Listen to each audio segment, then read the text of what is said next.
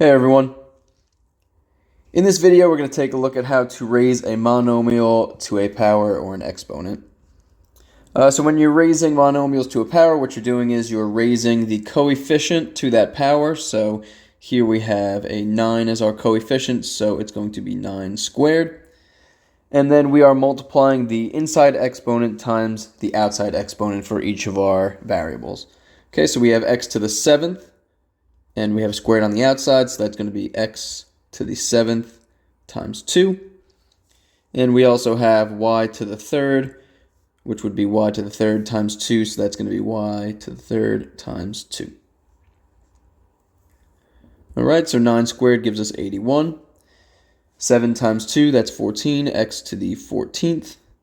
And y to the 3 times 2 would be y to the 6th. And that would be your final answer there.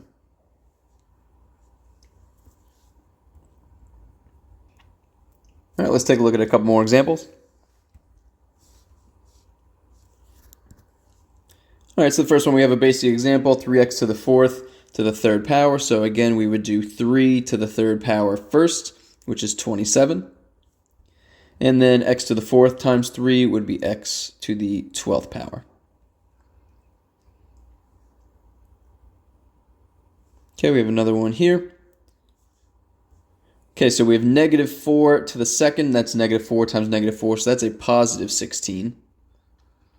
Okay, and then we have x squared to the 2nd power on the outside, so that would be x to the 4th. Again, you're multiplying the 2 times 2 here. And then we have y to the 5th times 2, which is y to the 10th.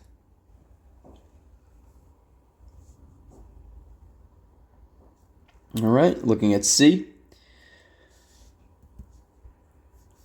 C, we have negative 5 to the 3rd power. Okay, so that's negative 5 times negative 5 times negative 5. So that would be a negative 125. I was about to say positive. Okay, if it's a negative number to any odd power, it's going to be a negative answer. All right, and then we have x to the 4th times 3, which is x to the 12th. We have y to the 3rd times 3, which is y to the 9th. And then we have z squared times 3, which is z to the 6th. Okay, again, raise this, the coefficient in the front to the exponent power, and again, you're multiplying each of these by that same outside exponent. And the last one here, this is technically like having a negative 1 there, so your coefficient is negative 1. So again, negative 1 to the 5th would be also a negative 1. Okay, that's negative 1 times negative 1 times negative 1 times negative 1 times negative 1, 5 times. Still get negative 1 for that answer.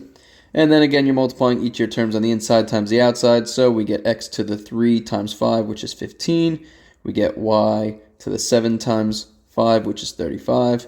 And we get z to the 10 times 5, which is z to the 50th. All right, so those are all the general rules for raising a monomial to a power, or raising it to an exponent.